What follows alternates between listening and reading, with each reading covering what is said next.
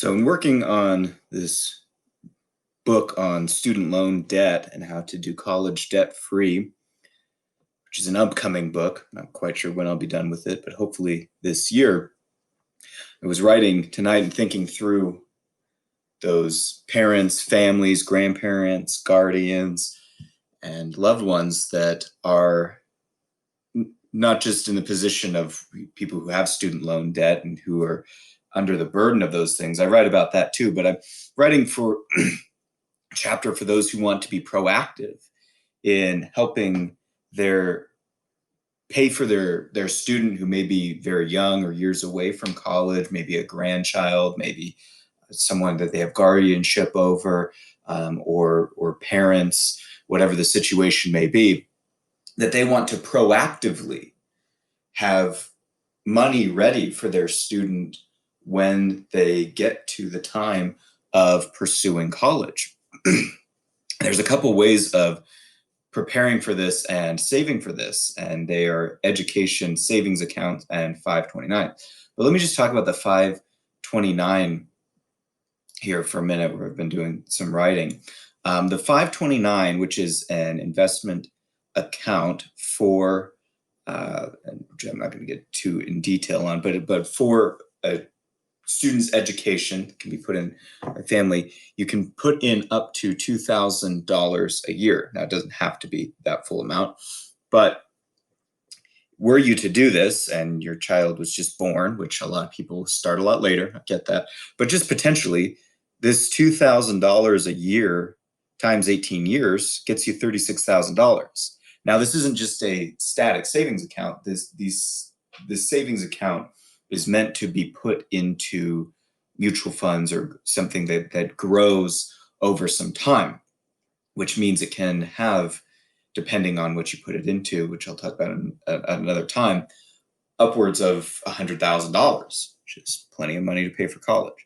But anyway, just breaking down the idea of $2,000 a year. I mean, that may sound like a lot, and indeed it is, and it is a sacrifice.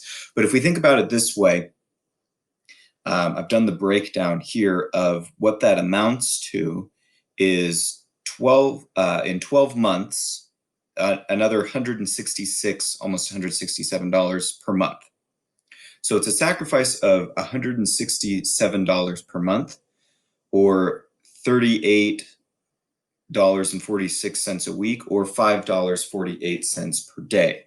That's what would get you to $2,000 a year. Now, it's always a sacrifice. You're having to give up something in order to save that money. And this sacrifice should not be made until, as Dave Ramsey says, until you have your $1,000 emergency fund, you have paid off debt, you have all debt, all consumer debt, all student loan, all the debt that you have built up 3 to 6 months of savings to complete your emergency fund, and then are consistently investing 15% toward retirement in mutual funds. Now, once you've done that, that's at the point where somebody would kind of maybe start saving for a house. But step number 5 in Dave Ramsey's plan is saving for kids' college. Now, if you don't have children, that may not be an issue. But those who do and are able to kind of start saving at that point can open one of these 529 accounts and start doing that. But how do you save $2,000 a year? You know, that's a lot of money. And that $2,000 could be used for braces. It could be used for, I mean, anything you could imagine using an extra $2,000 a year for, is you're having to give that up, and give that up consistently year after year until child goes to college. So where do I get the money? It's kind of the way to think about this. Well, I kind of put it in 2 ways. You find it, or you make it. Okay, and that's maybe an oversimplification in some ways, but I think sometimes we get too complicated with this. Finding it means rearranging priorities and a budget in order to find the money within what you already receive in income, meaning you renegotiate or get rid of the cable bill.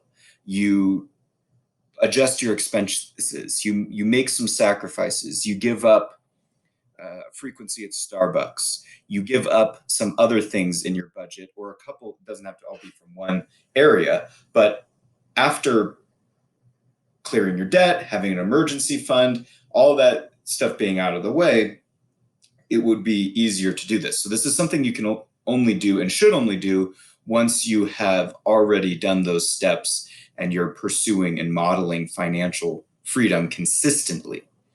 That being said, it can be kind of a task to find that extra money. So finding it is sitting down, you as a parent, you as spouses, you as a grandparent, whatever the case may be, guardian, however, and looking at the budget and seeing, is there any way that I can rearrange the numbers here and the priorities so that each month I can take out another $167?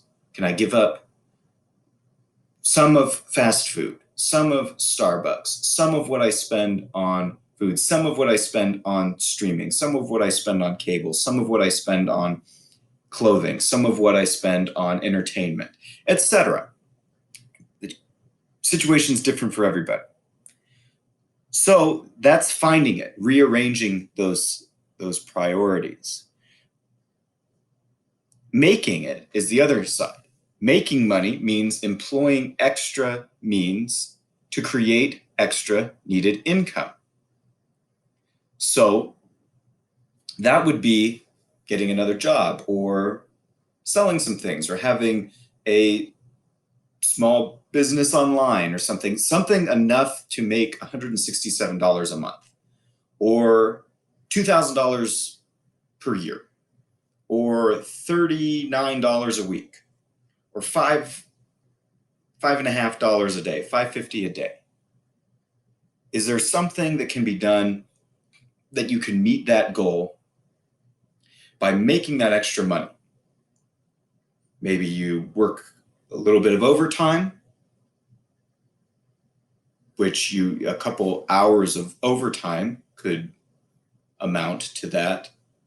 Depending on the week, if that's available, you could find something else to do, some other type of job, part-time, or just some other activity, legal and ethical, that makes you money. Or you can do both strategies. You both can look at your budget to find and rearrange. So let's say, okay, I can't get the whole $167 a month, but I can get half of that per month. I can get $100 a month by rearranging my budget. Okay, well, if you get $100 a month, you're more than halfway there. Now you just need to make up $67. Okay, and while doing that, maybe you make extra money in order to do that. So the kind of three questions here: how can you rearrange your budget in order to find an additional $2,000 a year, $167 a month, $39 a week, or $5.50 a day? That's question number one. And don't be so quick to say it's not possible until you've looked at your budget and searched for creative solutions. And it helps to look at a budget with somebody else who can help you evaluate and maybe see things you don't see, not in a critical way, but in a helpful way, especially if it's a spouse. Question number two: how can you work to make an additional $2,000 a year, which is $167 a month, $39 a week, $5.50 a day? Now, if you're working on this within a family, you have multiple people to work to contributing toward this goal. Now, of course, this may also be that if you have more than one child, but children, unless they're twins, aren't always the same age. But even if they are, you just do the same process and follow the same steps. Question number 3, how can you rearrange your budget and work, rearrange your budget and work to make an additional $2,000 a year? So that way you're employing both strategies. Maybe one person, if they're married, maybe one person works a little bit extra, maybe one person gives up something in the budget. Or maybe they both give up something in the budget a little bit and they both work a little bit. How can you rearrange your budget and work to make an additional $2,000 a year? And maybe you work really hard in a couple months, get that $2,000, put it in the account, and you don't do it. Maybe you do it throughout the year, every week, every month, every day.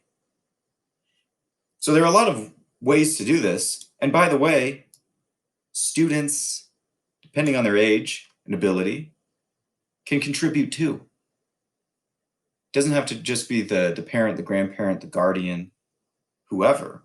Students can be contributing, working toward this goal as well. So the more people you get working toward this goal, you get more ownership, but you also get more minds and labor involved in the process of saving toward this goal. And therefore, everybody in the family is part of the process of making this goal happen.